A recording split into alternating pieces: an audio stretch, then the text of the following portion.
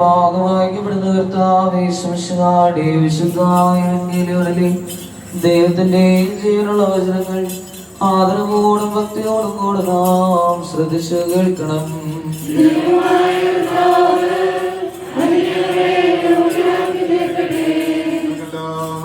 എല്ലാവർക്കും സമാധാനം ഉണ്ടായിരിക്കട്ടെ.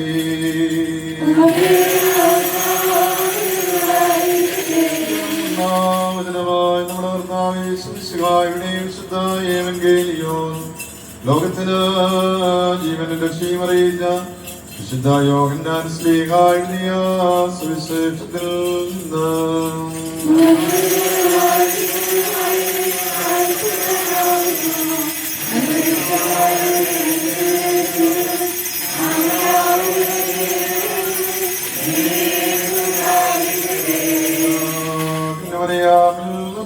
ശരീരമെടുത്തവനും ദൈവത്തിന്റെ ജീവനുള്ള വചനവും നമ്മുടെ കർത്താവും ദൈവന്റെ രക്ഷകനുമായ യേശുമിശിഹായുടെ ഉദ്ധാന തിരുനാളിൽ ഇപ്രകാരം സംഭവിച്ചു.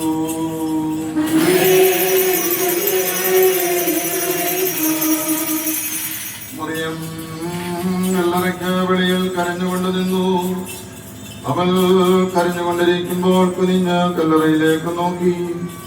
വെള്ളവസ്ത്രം ധരിച്ച 2 ദൂതന്മാർ യേശുവിന്റെ ശരീരം വെച്ചിരുന്നിടത്ത് ഒരുവൻ തലയ്ക്കലും ഇതരൻ കാൽക്കലുമായിരിക്കുന്നത് അവൾ കണ്ടു. അവർ അവളോട് ചോദിച്ചു, സ്ത്രീയെ, എന്തിനാണ് നീ കരയുന്നത്? അവൾ പറഞ്ഞു, എന്റെ കർത്താവിനെ അവർ എടുത്തുകൊണ്ടുപോയി. അവർ അവനെ ഇവിടെയാണ് വെച്ചിരിക്കുന്നത്, ഇന്ന് എനിക്കറിഞ്ഞുകൂടാ. ഇത് പറഞ്ഞിട്ട് പുറകോട്ട് തിരിഞ്ഞപ്പോൾ യേശു നിൽക്കുന്നത് അവൾ കണ്ടു. എന്നാൽ യേശുവാണെന്ന് അവൾക്ക് മനസ്സിലായില്ല. യേശുവിനോട് ചോദിച്ചു, സ്ത്രീ, എന്തിനാണ് നീ കരയുന്നത്? നീ ആരെയാണ് അന്വേഷിക്കുന്നത്?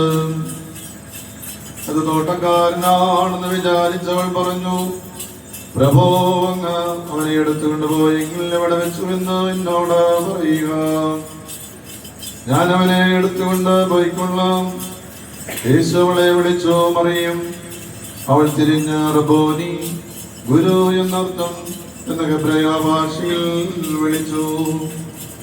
യേശു പറഞ്ഞു, നീ എന്നെ തടഞ്ഞു നിർത്താതിരിക്കുക, എന്തെന്നാൽ ഞാൻ പിതാവിന്റെ അടുത്തേക്ക് ഇതുവരെയും കയറിയിട്ടില്ല.